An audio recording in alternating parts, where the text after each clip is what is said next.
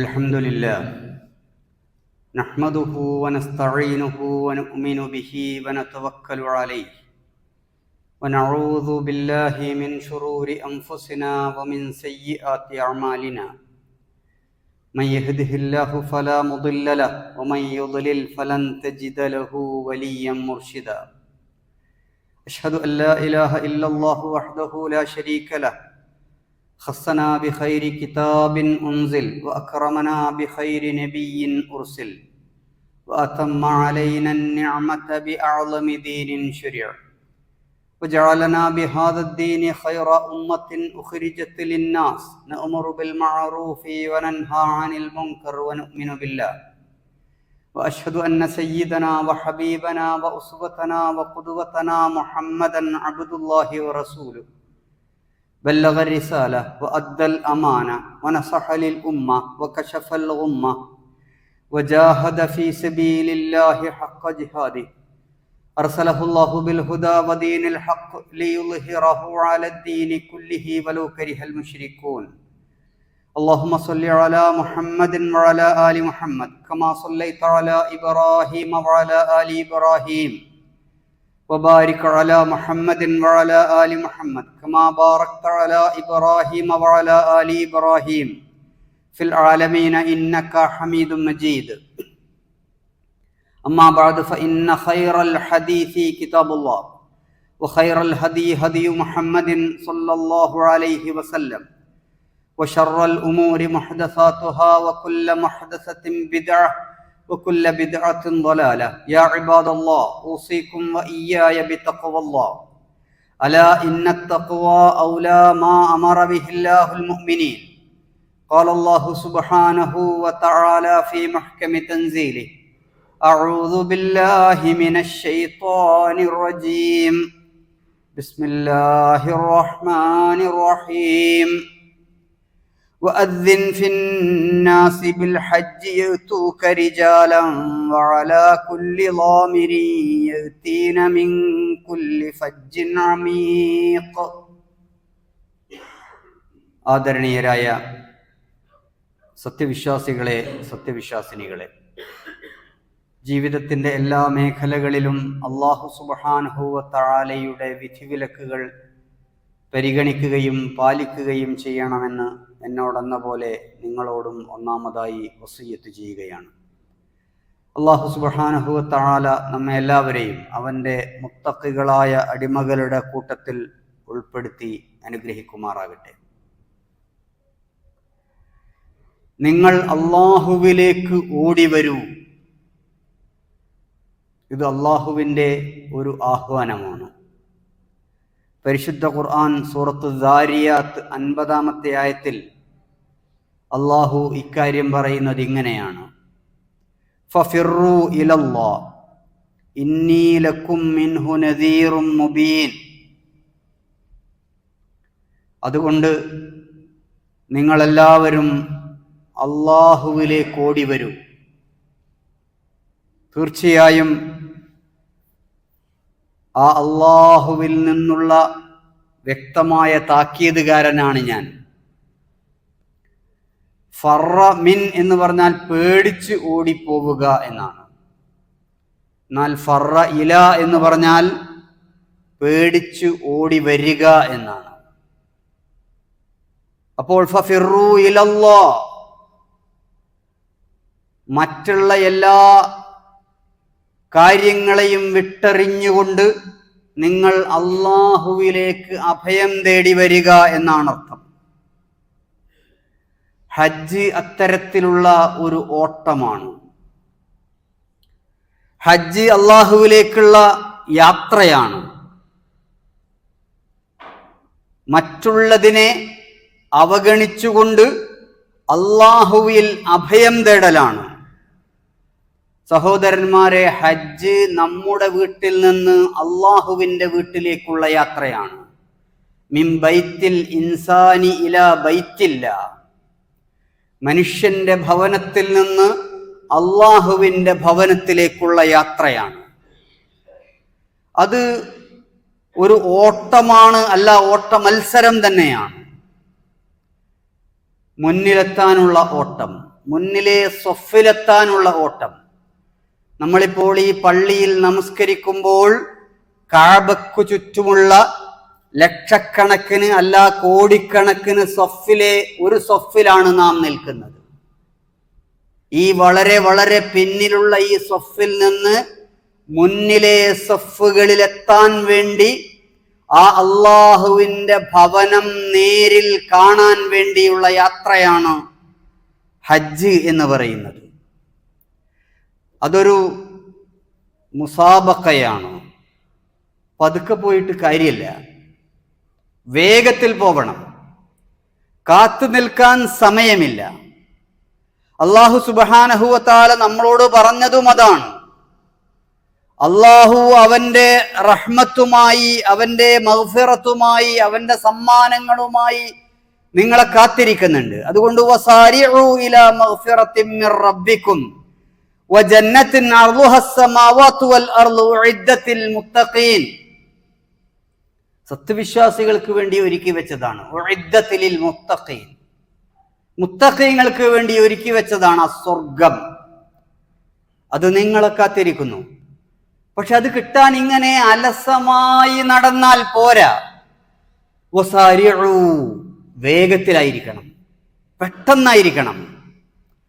സൂറത്തുൽ ഹദീദ് 21-ാമത്തെ ആയത്തിൽ അല്ലാഹു പറയുന്നത് സാബിഖു എന്നാണ്. സൂറത്തുൽ ബഖറയിൽ വസാരിഉ എന്ന് പറഞ്ഞെങ്കിൽ സൂറത്തുൽ ഹദീദ് 21-ാമത്തെ ആയത്തിൽ അല്ലാഹു പറയുന്നു സാബിഖു, നിങ്ങൾ മത്സരിച്ചോടൂ. സാബിഖു ഇലാ മഗ്ഫിറത്തിൻ മിർ റബ്ബിക്കും വജന്നത്തിൻ അർളുഹാ കഅർളിസ് സമാഇ വൽ അർള് ഉഇദ്ദത്ത് ലില്ലദീന ആമനൂ ബില്ലാഹി വറസൂലി. സത്യവിശ്വാസികൾക്ക് അല്ലാഹു പ്രത്യേകം ഒരുക്കി വെച്ചിട്ടുള്ള സ്വർഗം കിട്ടണമെങ്കിൽ സാബിഖു, നിങ്ങൾ മത്സരിച്ചു മുന്നേറുക. ഖിതാമുഹു മിസ്കുൻ, അവിടെ നിങ്ങളെ കാത്തിരിക്കുന്നത്, ഈ ഓട്ടമത്സരം അവസാനിക്കുമ്പോൾ വിജയികളെ കാത്തിരിക്കുന്നത് സമ്മാനം കസ്തൂരി മുദ്ര വച്ച സമ്മാനമായിരിക്കും. വഫീ ദാലിക ഫല്യതനാഫസിൽ മുതനാഫിസൂൻ. അതുകൊണ്ട് മത്സരിക്കുന്നവർ അത് കിട്ടാൻ വേണ്ടി മത്സരിക്കട്ടെ, അത് നേടാൻ വേണ്ടി മത്സരിക്കട്ടെ. അപ്പോൾ ഈ മുന്നിലെത്താനുള്ള ഓട്ടം, അള്ളാഹുവിന്റെ ഭവനം കാണാനുള്ള ഓട്ടം, ആ യാത്രയാണ്, ആ മത്സരയോട്ടമാണ് ഹജ്ജ് എന്ന് പറയുന്നത്. ഇവിടെ ആമകൾ വടിയും കുത്തിപ്പോയി വിജയിക്കുമ്പോൾ മുയലുകൾ കിടന്നുറങ്ങുകയാണ്. ചെറുപ്പക്കാർ അള്ളാഹുവിന്റെ ഈ ആഹ്വാനത്തിന് ഒരു വിലയും കൽപ്പിക്കുന്നില്ല. സഹോദരന്മാരെ, ഇപ്പൊ നമ്മൾ ദുൽഹജ്ജ് മാസത്തിൽ പ്രവേശിച്ചിരിക്കുകയാണ്. ദുൽഹജ്ജ് എന്ന് പറയുന്നത് ആ പേര് സൂചിപ്പിക്കുന്നത് പോലെ ഹജ്ജിന്റെ മാസമാണ്. ദുൽഹജ്ജിന്റെ ആദ്യത്തെ 10 ദിവസങ്ങൾ വളരെ പ്രാധാന്യമുള്ള പുണ്യമുള്ള ദിവസങ്ങളാണ് എന്ന് നമുക്ക് ഖുർആനിൽ നിന്നും ഹദീസിൽ നിന്നും മനസ്സിലാക്കാം. വൽ ഫജ്ർ വലയാലിൻ അശർ, പ്രഭാതം തന്നെ സാക്ഷി, 10 രാവുകൾ സാക്ഷി എന്ന് പറഞ്ഞതിലെ ഈ 10 രാവുകൾ എന്നതുകൊണ്ട് ഉദ്ദേശിക്കുന്നത് അബ്ദുല്ലാഹി ഇബ്നു അബ്ബാസ് റളിയല്ലാഹു അൻഹു പറയുന്നത് ഇന്നഹാ അശറു ദുൽഹിജ്ജ, അത് ദുൽഹിജ്ജ മാസത്തിലെ 10 ദിവസങ്ങളാണ്. റസൂലുള്ളാഹി സ്വല്ലല്ലാഹു അലൈഹി വസല്ലം ആ ദിവസത്തിന്റെ പ്രാധാന്യത്തെക്കുറിച്ച്, അതിൽ ചെയ്യുന്ന സൽക്കർമ്മങ്ങളെ കുറിച്ച് നമുക്ക് പഠിപ്പിച്ചു തന്നിട്ടുണ്ട്. ഏറ്റവും പുണ്യമായ ദിവസങ്ങളാണത് ഈ ദുൽഹജ്ജ് മാസം എന്ന് പറയുന്നത്. അതിലെ ഏറ്റവും പ്രധാനപ്പെട്ട പുണ്യകർമ്മം എന്ന് പറയുന്നത് ഹജ്ജാണ്. ഹജ്ജ് ഇസ്ലാമിലെ വളരെ വളരെ പ്രധാനപ്പെട്ട ഒരു ആരാധനാകർമ്മമാണ്. അതിന്റെ തീയതി നിശ്ചയിച്ചത് അല്ലാഹുവാണ്, സ്ഥലം നിശ്ചയിച്ചത് അല്ലാഹുവാണ്. എന്നിട്ട് ഈ ആരാധന അനൗൺസ് ചെയ്യാൻ ഇബ്രാഹിം നബി അലൈഹിസ്സലാമിനെ ഏൽപ്പിക്കുകയാണ്. വഅദ്ദിൻ ഫിന്നാസി ബിൽ ഹജ്ജ്, ഇബ്രാഹിമേ നീ ജനങ്ങളിൽ ഹജ്ജ് അനൗൺസ് ചെയ്യുക, ഹജ്ജ് പ്രഖ്യാപിക്കുക. യഅ്തൂക റിജാലൻ വഅലാ കുല്ലി ളാമിരി യഅ്തീന മിൻ കുല്ലി ഫജ്ജിൻ അമീഖ്, എല്ലാ പ്രദേശങ്ങളിൽ നിന്നും, ദൂര ദിക്കുകളിൽ നിന്ന് പോലും ആളുകൾ നടന്നുകൊണ്ടോ അല്ലെങ്കിൽ മെലിഞ്ഞൊട്ടിയ ഒട്ടകപ്പുറത്തേറിയോ എങ്ങനെയെങ്കിലും ഈ കഅബയിൽ എത്തിച്ചേരും. ഇത് അല്ലാഹു സുബ്ഹാനഹു വ തആല പ്രഖ്യാപിച്ചതാണ്. യാ ഇബ്രാഹിം അലൈക്കൻ നിദാ, ഇബ്രാഹിമേ നീ വിളിച്ചാൽ മതി, ബാക്കി ആളുകളെ അവിടെ എത്തിക്കുന്ന കാര്യം വഅലൈനൽ ബലാഗ്, ഇത് ജനങ്ങളിൽ എത്തിക്കുന്ന കാര്യം ഞാൻ ഏറ്റു എന്നാണ്. അങ്ങനെ അന്ന് ഇബ്രാഹിം നബി അലൈഹിസ്സലാം നടത്തിയ ആഹ്വാനത്തിന്റെ ഫലമാണ് എല്ലാ വർഷവും ലക്ഷക്കണക്കിന് മനുഷ്യർ ലോകത്തിന്റെ വിവിധ ഭാഗങ്ങളിൽ നിന്ന് മക്കയിലേക്ക് ഒഴുകിയെത്തുന്നത്. അല്ലാഹു സുബ്ഹാനഹു വ തആലയുടെ ആഹ്വാനം ഇബ്രാഹിം നബി അലൈഹിസ്സലാം ആവർത്തിക്കുകയാണ്. ആ വിളിയുടെ, ഇബ്രാഹിം നബിയുടെ വിളി, വഅദ്ദിൻ ഫിന്നാസി ബിൽ ഹജ്ജ്, ഹജ്ജിന് വേണ്ടി ജനങ്ങളിൽ വിളംബരം ചെയ്യുക എന്ന വിളംബരത്തിന്റെ ഉത്തരമായിട്ടാണ് ലക്ഷക്കണക്കിന് മനുഷ്യർ ലബ്ബൈക് അല്ലാഹുമ്മ ലബ്ബൈക്, പടച്ചവനെ നിന്റെ വിളി ഞങ്ങൾ കേട്ടിരിക്കുന്നു, ഇതാ നിന്റെ വിളിക്ക് ഞാൻ ഇതാ ഉത്തരം നൽകിയിരിക്കുന്നു എന്ന് പറഞ്ഞുകൊണ്ട് ലക്ഷക്കണക്കിന് മനുഷ്യർ ആ മക്കയിലേക്ക് ഒഴുകി പരക്കുന്നത്. ലോകത്തിന്റെ മുക്കുമൂലകളിൽ നിന്ന്, ഒരുപക്ഷെ നിങ്ങളിൽ പലരും ശ്രദ്ധിച്ചിട്ടുണ്ടായിരിക്കും, ലിബിയയിൽ നിന്ന് ഹജ്ജിന് പോകാൻ വേണ്ടി ഒരുങ്ങി എയർപോർട്ടിലെത്തിയ ആമിർ ഗദ്ദാഫി എന്ന് പറയുന്ന ആ ആമിർ ഗദ്ദാഫിയുടെ കഥ. അദ്ദേഹം എയർപോർട്ടിലെത്തി, പക്ഷെ അദ്ദേഹത്തിന്റെ പേരിലുള്ള ചില പ്രശ്നങ്ങൾ കാരണം അതൊന്ന് ക്ലിയർ ചെയ്യാൻ കുറച്ച് സമയമെടുത്തു. അദ്ദേഹം ഗേറ്റിലെത്തിയപ്പോഴേക്ക് ഹജ്ജിന് വേണ്ടി പുറപ്പെടുന്ന വിമാനത്തിന്റെ ഗേറ്റൊക്കെ അടച്ചു. അദ്ദേഹം കേണ് താണ് പറഞ്ഞു, എനിക്ക് ഹജ്ജിനുള്ള അവസരമാണ്, ഇത് നിങ്ങൾ നിഷേധിക്കരുത്, ഞാനിതാ വിമാനം പുറപ്പെടുന്നതിന് മുമ്പ് തന്നെ എത്തിയല്ലോ, എന്നെയും കയറ്റിയിട്ട് പോകണമെന്ന് അദ്ദേഹം താണുകേണ് പറഞ്ഞിട്ടും അധികാരികൾ കൂട്ടാക്കിയില്ല. പൈലറ്റ് അദ്ദേഹത്തെയും കൂട്ടാതെ വിമാനമെടുത്തു. അരമണിക്കൂറിനകം വിമാനം സാങ്കേതിക തകരാറ് മൂലം എയർപോർട്ടിൽ തിരിച്ചിറക്കി. ഇദ്ദേഹം അപ്പോൾ പറയുന്നുണ്ടായിരുന്നു, അള്ളാഹു എനിക്ക് ഹജ്ജ് വിധിച്ചിട്ടുണ്ടെങ്കിൽ ഞാൻ ഹജ്ജിന് പോകും. എയർപോർട്ടിൽ നിന്ന് നിരാശനാകാതെ ആ ആമിർ അവിടെ തന്നെ നിൽക്കുകയായിരുന്നു. വിമാനം തിരിച്ചിറങ്ങി എന്നറിഞ്ഞപ്പോൾ അദ്ദേഹം വീണ്ടും അവരെ സമീപിച്ചു, എന്നെ കൂടെ കൊണ്ടുപോകണം. പൈലറ്റ് ഒരു നിലക്കും സമ്മതിച്ചില്ല. രണ്ടാമതും വിമാനം എടുത്തപ്പോൾ വീണ്ടും യന്ത്രത്തകരാറ് അല്ലെങ്കിൽ സാങ്കേതിക തകരാറ് കാരണം വീണ്ടും വിമാനം തിരിച്ചിറക്കി.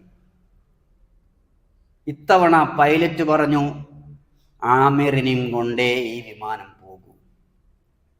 അങ്ങനെ അദ്ദേഹത്തെയും വഹിച്ചുകൊണ്ടാണ് പിന്നീട് ആ വിമാനം പുറപ്പെടുന്നത്.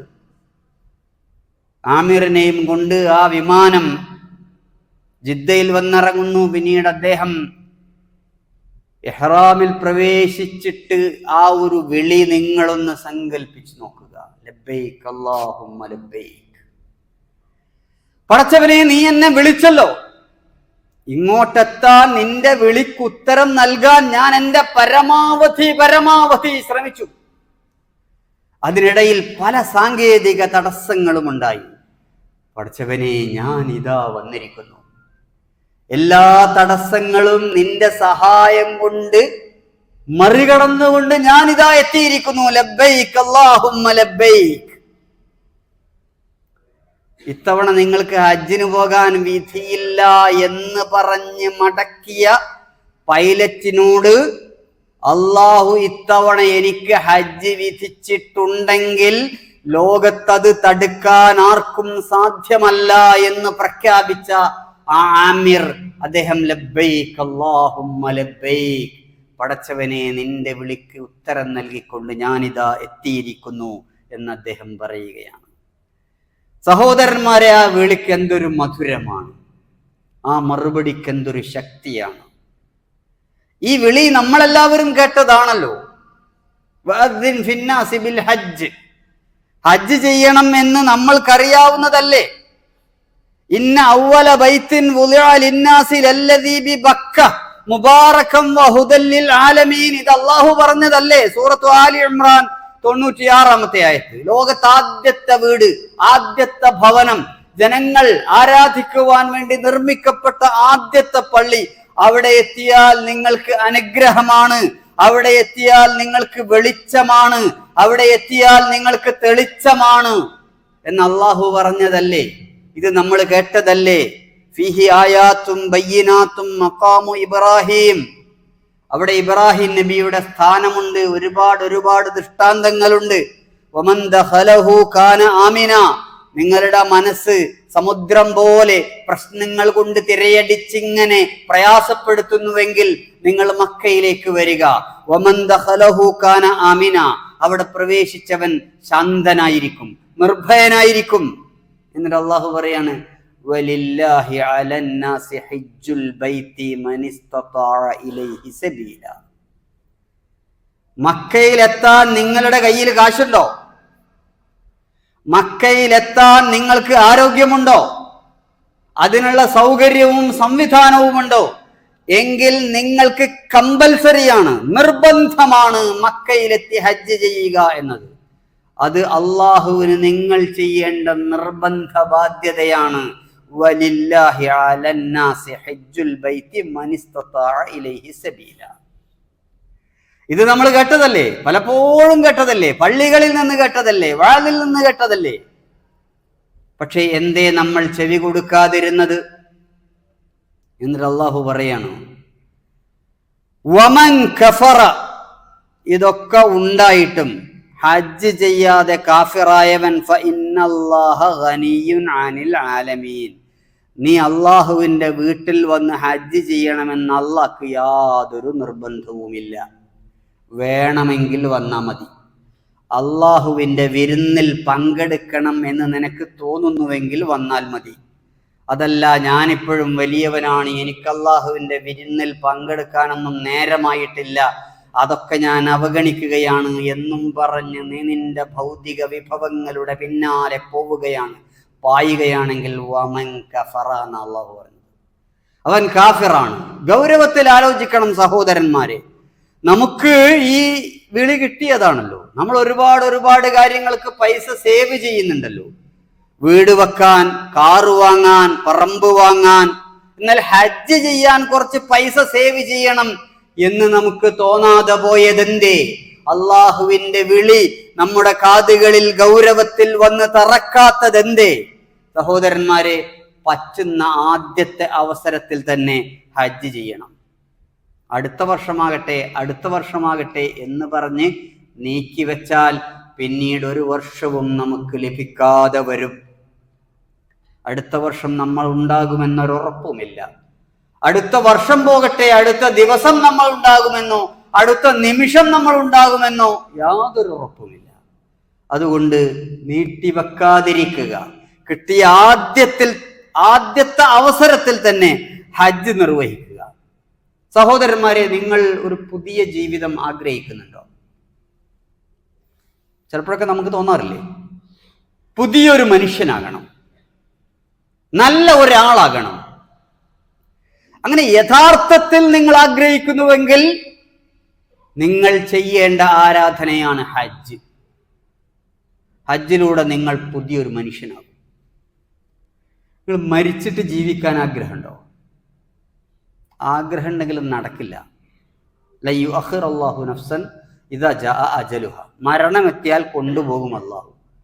പിന്നെ അവിടെ എത്തിയിട്ട് എന്നെ ഒന്ന് മടക്കി അയക്കണമേ എന്ന് പറഞ്ഞാൽ ഇന്നഹാ കലിമത്തുൻ ഹുവ ഖായിലുഹ. വെറുതെ ഇങ്ങനെ പറയാം, നടക്കൂല. പക്ഷേ നിങ്ങൾക്ക് മരിച്ച് ജീവിക്കണമെന്ന് ആഗ്രഹമുണ്ടെങ്കിൽ ഹജ്ജിന് പോവുക.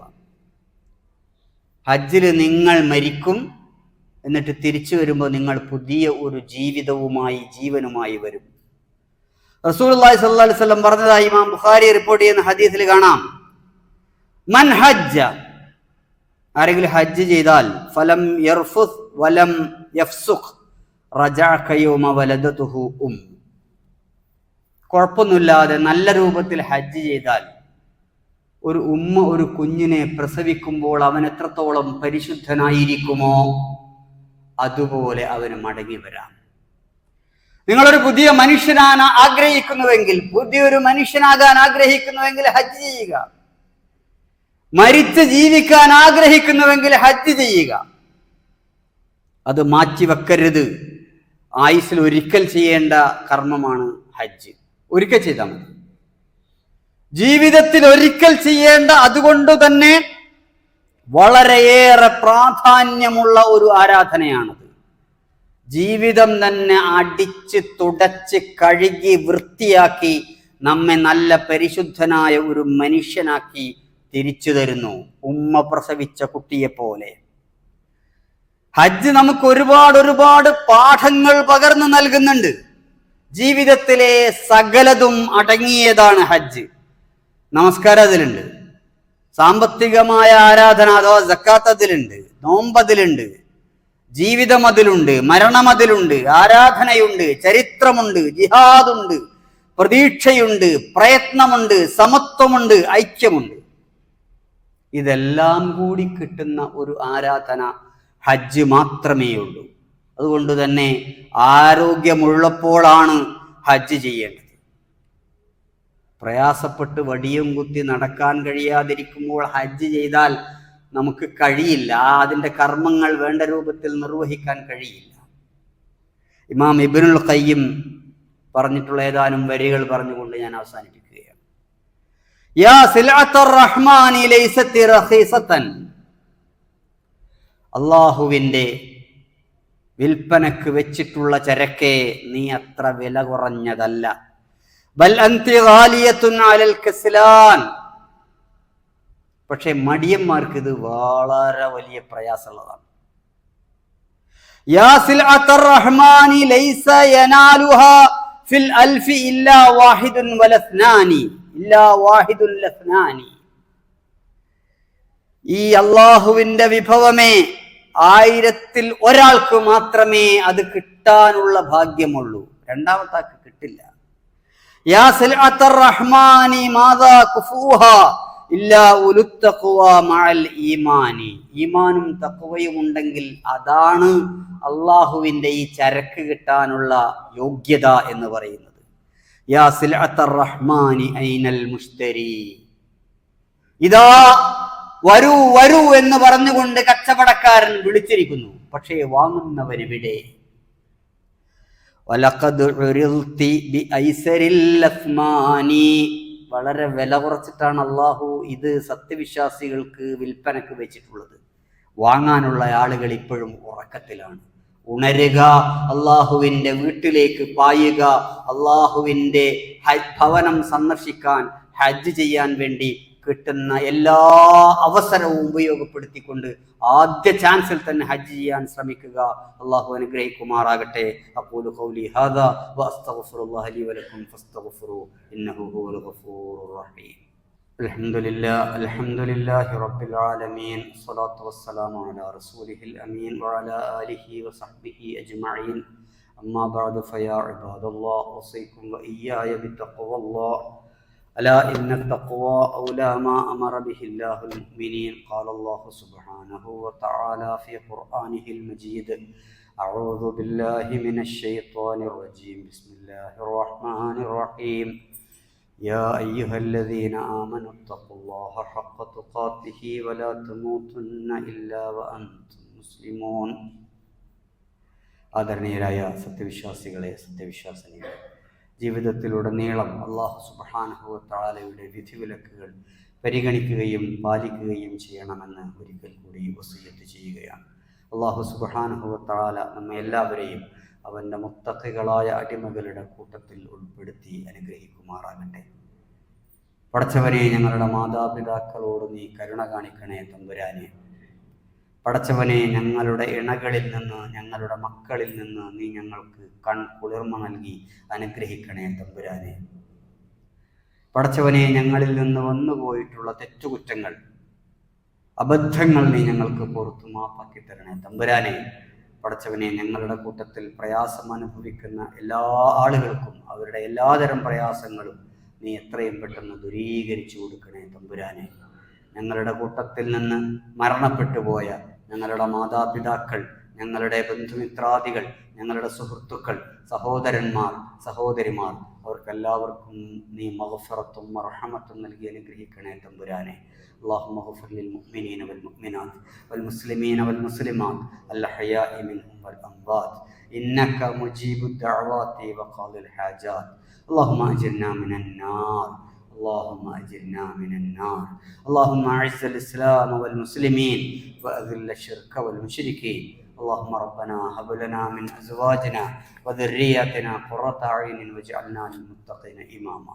ربنا اغفر لنا ولوالدينا ولإخواننا الذين سبقونا بالإيمان ولا تجعل في قلوبنا غلا للذين آمنوا ربنا إنك رؤوف رحيم. ربنا آتنا في الدنيا حسنة وفي الآخرة حسنة وقنا عذاب النار. ربنا تقبل منا إنك أنت السميع العليم وتب علينا إنك أنت التواب الرحيم. واغفر لنا يا غافر المذنبين وارحمنا يا أرحم الراحمين. سبحان ربك رب العزة عما يصفون وسلام على المرسلين والحمد لله رب العالمين.